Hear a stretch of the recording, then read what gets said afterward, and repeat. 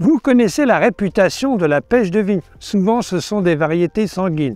En réalité, ce sont tout simplement des pêchers qui sont plantés dans la vigne, issus d'un noyau d'un vendangeur.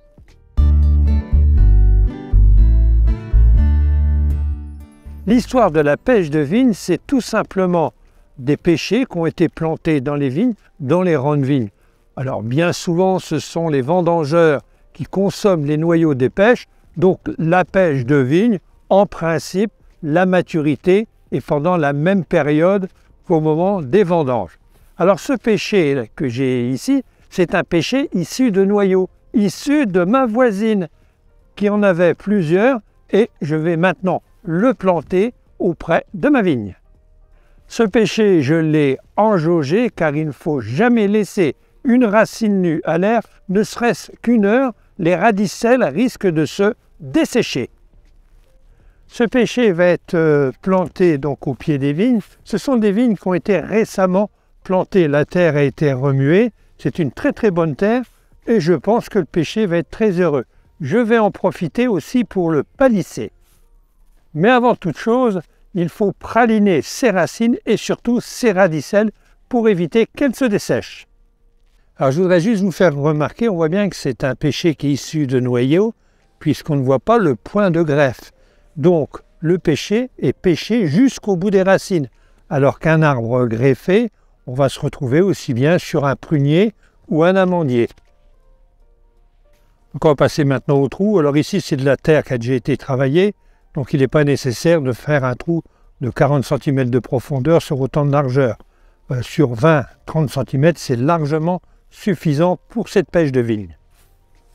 Les pêches de vigne, comme les pêchers qui sont greffés, surtout n'aiment pas l'eau stagnante pendant l'hiver. Donc il faut un sol filtrant pour bien réussir la culture du pêcher. Maintenant, je vais placer le pêcher, mais je vais quand même m'arranger pour qu'il puisse être dans l'alignement de la vigne. Et toutes les branches qui vont dépasser sur les côtés vont être supprimées. Bon, maintenant, je vais remettre la terre. Donc la terre, elle doit être la plus fine possible. Ah, une petite remarque quand même, ça concerne la base du pêcher.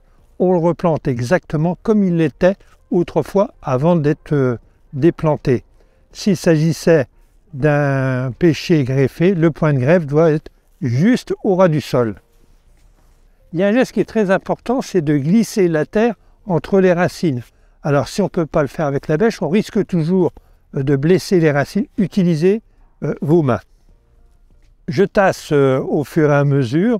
Alors là, attention, parce que le sol est relativement assez humide, il ne faut pas exagérer au moment où on va tasser, car on risquerait aussi de briser les radicelles.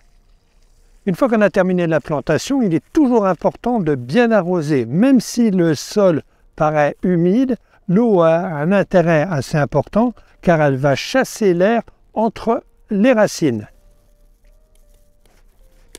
L'avantage des pêchers, c'est un arbre fruitier qui rapporte très vite. On peut même avoir les premières pêches la première année. Sur ce pêcher, on voit quelques fleurs qui sont prêtes à s'épanouir et peut-être qu'il y aura quelques pêches. Seulement, un pêcher, ça ne vit jamais très vieux. 10, 15, voire 20 ans au grand maximum.